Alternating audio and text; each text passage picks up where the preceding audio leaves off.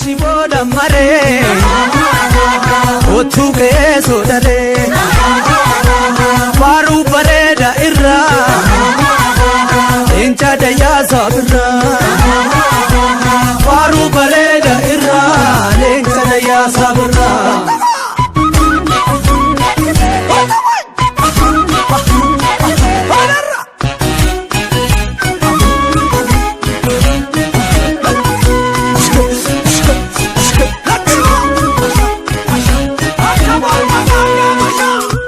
Gurari ule, asheta kome lule, nadi damam bulbule,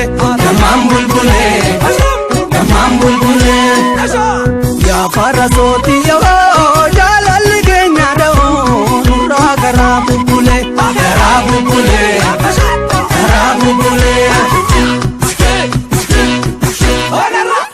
Tirti shiboda mare, otu ke sodare.